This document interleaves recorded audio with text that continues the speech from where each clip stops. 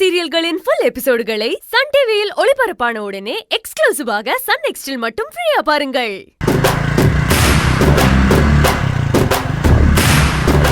ஏய் ஏய் அங்க பாரு, அது நம்ம சைனா பொம்மை தர்ஷினி தானடா? ஆமா.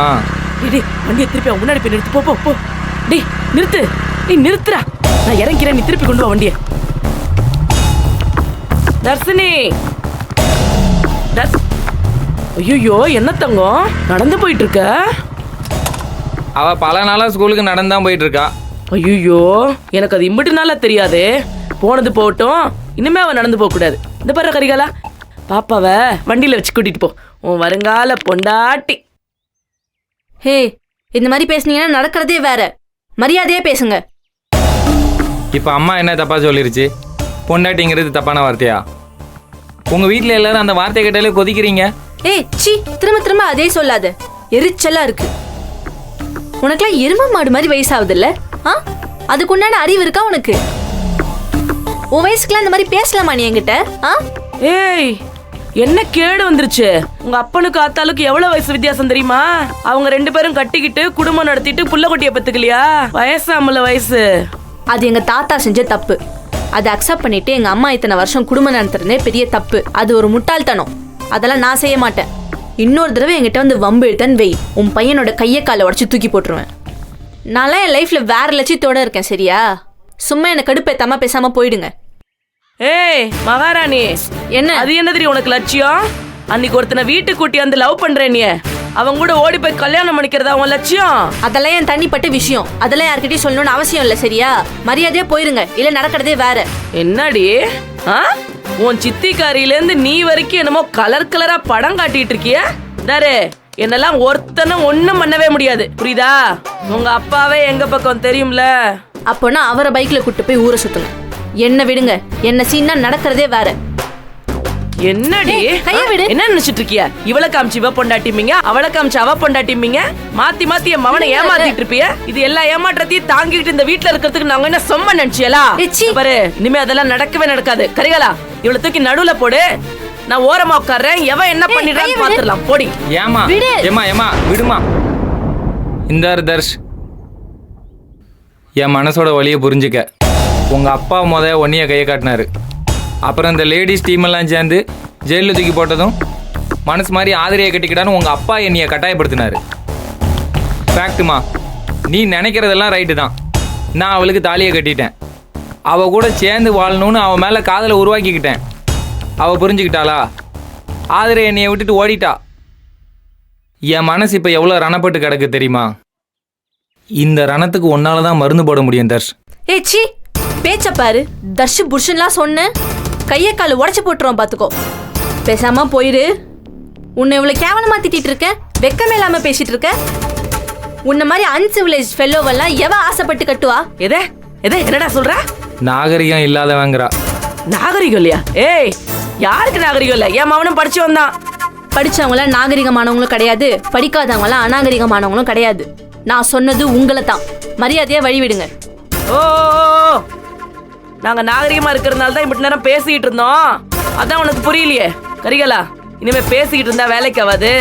இவளை தூக்கி நான் நடுவுல உட்கார வைக்கிறேன், நான் ஓரமா உட்கார்றேன். எவன் என்ன சொல்லிடுறான் நான் பாத்துறேன். வாடி.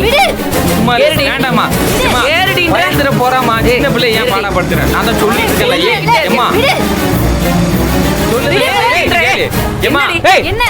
இருக்கேன். என்னாச்சு? என்ன ஃபோர்ஸ் பண்ணி வண்டியில ஏத்த பாக்குறாங்க.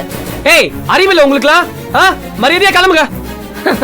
வந்துட்டான்ல ஜூனியர் ஹீரோ. என்ன காப்பாத்த வந்திருக்கீங்களா? ஒரு மண்ணும் பிடுங்க முடியாது. நான் அப்படிதான் பண்ணுவேன்.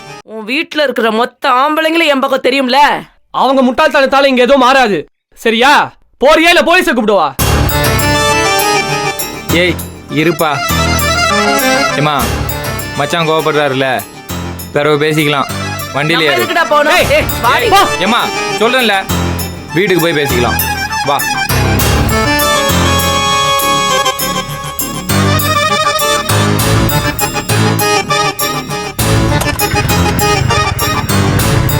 ஏய், வந்துதானே ஆகணும். போடா.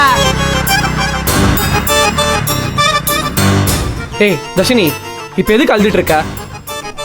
இல்லை தர்ஷா, அப்பா தேவையில்லாம எங்களை வேற ஏற்றி விட்டுட்டு இருக்காரு. அம்மாவாலேயும் ஒரு லிமிட் வரைக்கும் தான் பேச முடியும். எவ்வளோ திமிர் இருந்தா நம்ம வீட்லயே இருந்துக்கிட்டு நம்மக்கிட்டே இப்படி பிஹேவ் பண்ணுவாங்க. இல்ல தர்ஷினி, அது நம்ம வீடு கிடையாது. அது மிஸ்டர் குணசேகரனோட வீடு. அந்த வீட்டுக்கும் நமக்கும் எந்த சம்பந்தமும் கிடையாது. சம்மந்தம் இல்லைன்னா நம்ம ஏன் அங்கே இருக்கணும்? ஏன் இதெல்லாம் இப்படி அட்ஜஸ்ட் பண்ணிக்கணும்? இதோ இப்படி வந்து டார்ச்சர் பண்ணுறாங்கல்ல, ஏன் இதெல்லாம் பொறுத்துட்டு இருக்கணும்? என்னால் முடியல தர்ஷன். ஏய் தர்ஷினி, போதும், இதுக்கெல்லாம் ஃபீல் பண்ணாத. முதல்ல வீட்டுக்கு போலாம், சரியா?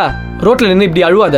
வீட்டுக்கு போய் பேசலாம், சரியா? உனக்கு நாங்க இருக்கோம், அவ்வளவுதான். பயப்படாத. வா வா, உட்காரு.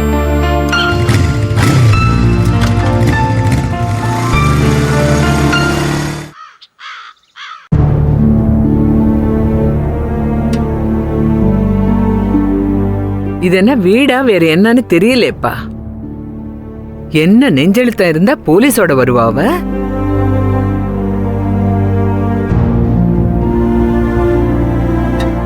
ஏய் ஏய் ஏய், என்னடி யாரு கொண்டு போற? ஜனனி அம்மாக்கு டீ எடுத்துட்டு போறேன். ஆமா குடு. வந்தவளுக்கு படி அளக்கிறது பத்தாதுன்னு அவ ஆத்தாளுக்கும் சேர்த்து படி அல குடு. கொண்டு போய் கொடுத்துட்டு பக்கத்திலே உட்காந்து பொறன்னு பேசு. இது வாயெல்லாம் மூடவே மூடாதுல்ல.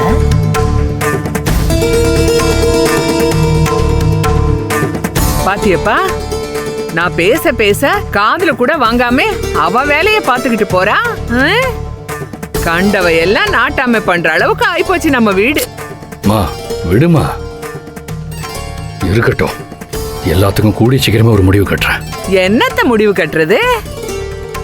நல்ல வாய சம்பாதிக்கிறத நார வாய திங்கிற கதையாய் போச்சு இல்ல. என் புள்ள இந்த வீட்டுல சாப்பிட்டு 3 நாள் ஆச்சு. போகுது பார்த்தேல, வேளா வேளைக்கு காப்பி டீ சோறுன்னு எல்லா உபச்சாரமும் நடக்குது. தாருங்க, இப்ப என்ன வேணும் உங்களுக்கு?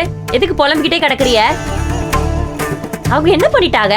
அவங்க பாட்டுக்கு வந்து ஒரு ஓரத்துல வாழ்ந்துட்டு இருக்காங்க.